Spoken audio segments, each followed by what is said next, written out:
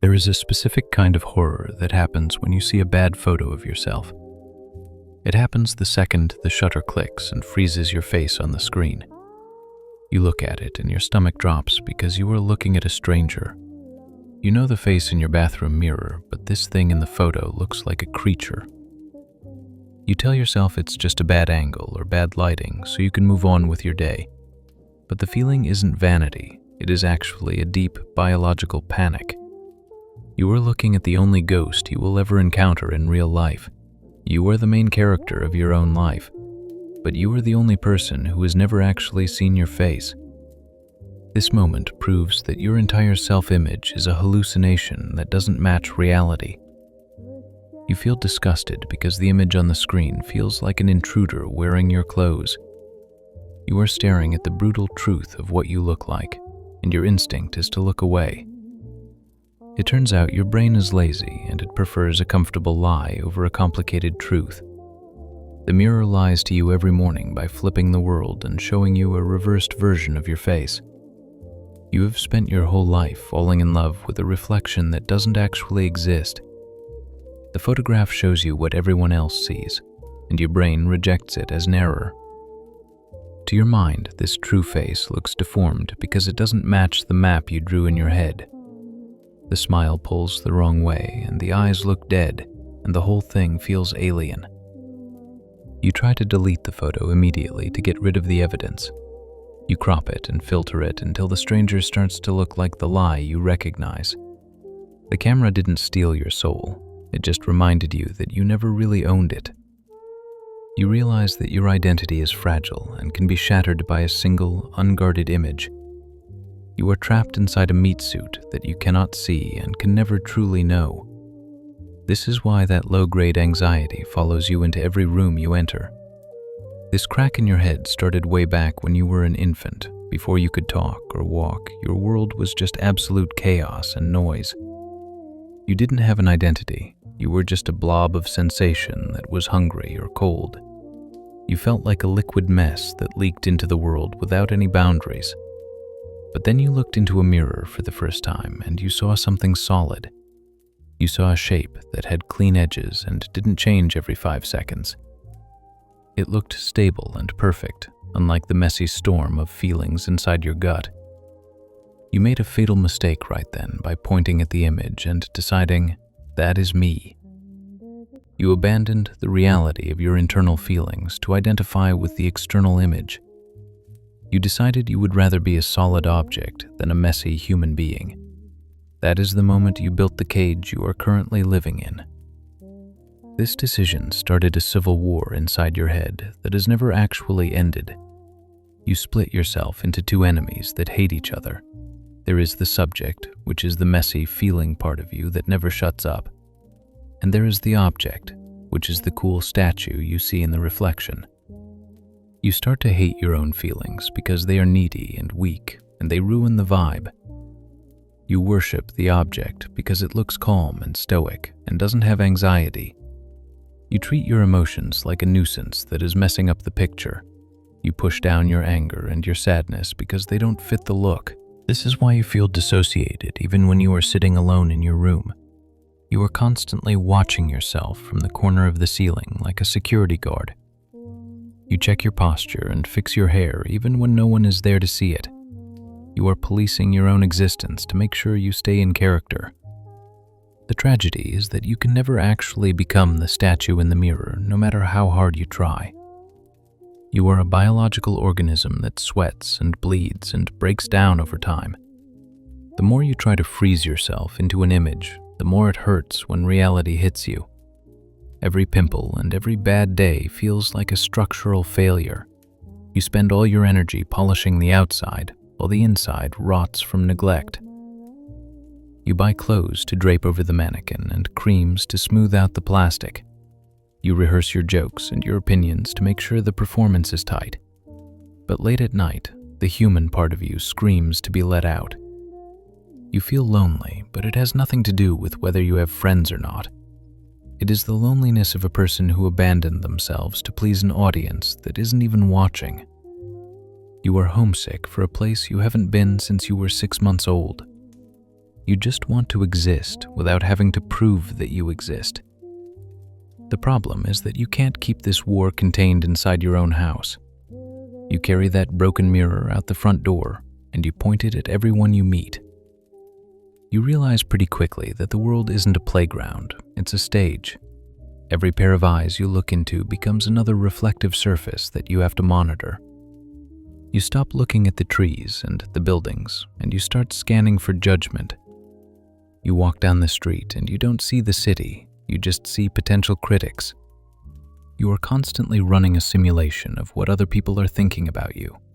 You navigate your social life based on a hallucination that you mistake for intuition.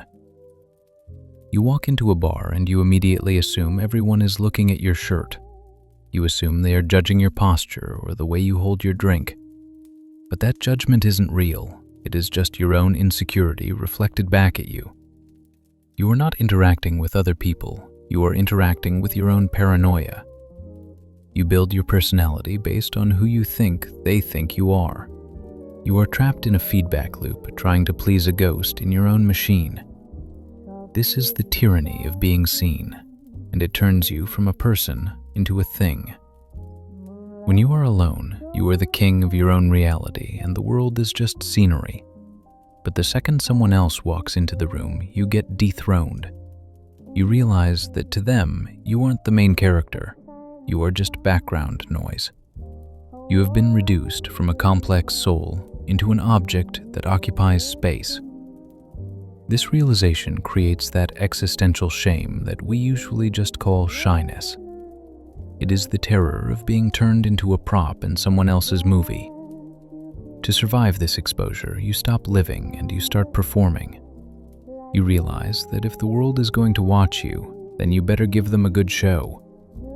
You put on a mask to protect the soft and messy parts of yourself from the light.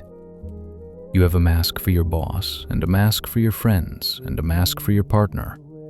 You recite lines you heard in movies so you don't sound crazy. You control your face to make sure you look interested even when you are bored to death. You are not a person anymore. You are an actor trying to remember the script. This is why hanging out with people is so exhausting, even when you literally do nothing. You aren't just talking, you are running a complex PR campaign for yourself. You are the director and the lighting guy and the lead actor all at once. You have to constantly adjust the performance to make sure the audience buys it. We divide our lives into the front stage where we perform and the backstage where we crash. The front stage is the office and the date where the mask has to stay glued on. The backstage is your car after work where you can finally just stare at the steering wheel. But the danger is that the mask eventually starts to grow into your skin. You play the role for so long that you forget who was supposed to be underneath it. You start to believe that you actually are the character you invented to survive the dinner party. You lose the ability to tell the difference between what you want and what the script says. You ask yourself if you actually like your career or if you are just playing the role of the successful guy. You wonder if you actually love your partner or if you are just playing the role of the boyfriend. The performance eats the reality until there is nothing left but the act. This anxiety creates the exact rejection that you are so scared of getting. You walk into a party convinced that you are awkward and unwanted, so you act weird. You hunch your shoulders and you avoid eye contact and you mumble. The other people in the room see this and they back away because you are sending signals to stay away. They aren't judging you, they are just reacting to the wall you put up. Your hallucination of judgment creates a reality of isolation. You manifest your own nightmare just by being afraid of it. We are trapped in a prison where the guards are our own imaginations. We beg for connection, but we wear armor that makes touching us impossible. We want to be seen for who we really are, but we are terrified of dropping the act. For most of human history, you could at least escape this theater by going home. You could leave the village and walk into the woods, and the performance would end. You had the luxury of disappearance, where you could take the mask off and breathe. But we decided that wasn't enough, so we burned down the backstage. We built a machine that demands the performance continue 24 hours a day. We took the tyranny of the observer and we put it in our pockets. We decided that the stage should cover the entire Earth. You used to be able to go home and close the door and the performance would stop. You could take the mask off and just be a mess in the dark because no one was watching. But we decided that wasn't enough, so we put the audience in our pockets.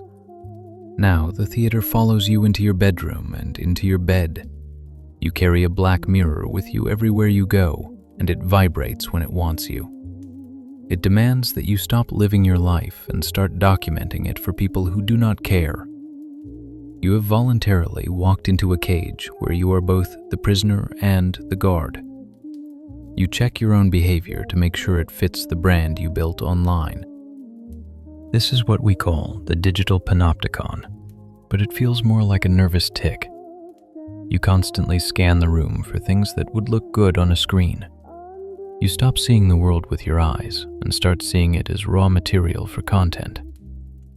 You are working a full-time job as the archivist of your own existence, and you aren't even getting paid.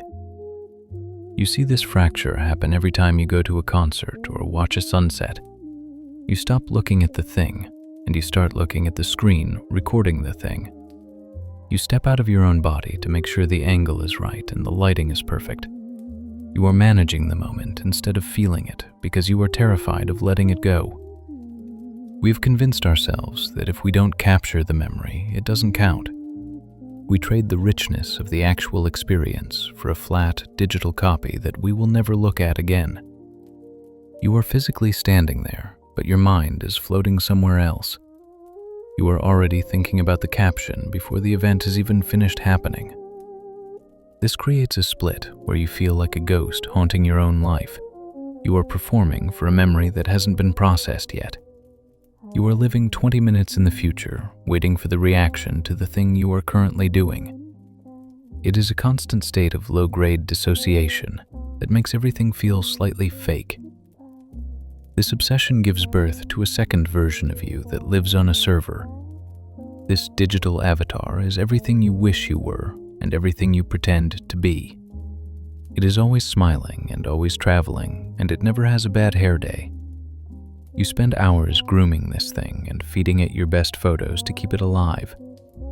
The problem is that you start to get jealous of the thing you created. You look at your own profile and you feel small because the avatar looks so much better than you do. The digital you is at a party having the time of its life. The real you is sitting on a toilet at 2 a.m., refreshing the feed to see if anyone noticed. You have successfully tricked the world into thinking you are happy and complete. But the lie worked so well that you ended up tricking yourself into feeling inadequate. You feel like a fraud because you know the messy truth behind the curated image. You know you fought with your partner 5 minutes before you posted that happy couple photo. We have turned our souls into products and placed them on a shelf to be judged. It used to be that only celebrities had to worry about public relations and brand management. Now you are the CEO of a media company built entirely on your own face. You are the product and the marketing team and the supply chain all at once. You subject yourself to the brutal logic of the market every time you post. You check the numbers to see if you are worth anything today. If the engagement is low, you feel like a failed product that has been left on the shelf. You let a machine that runs on math decide if you have any value as a human being. This is the trap of the looking glass self, when it is weaponized by profit. We handed the keys to our self-worth to a system that does not care if we live or die. It only cares if we keep scrolling and clicking and feeding it data. The machine is designed to make you feel empty, so you will keep coming back to fill the void.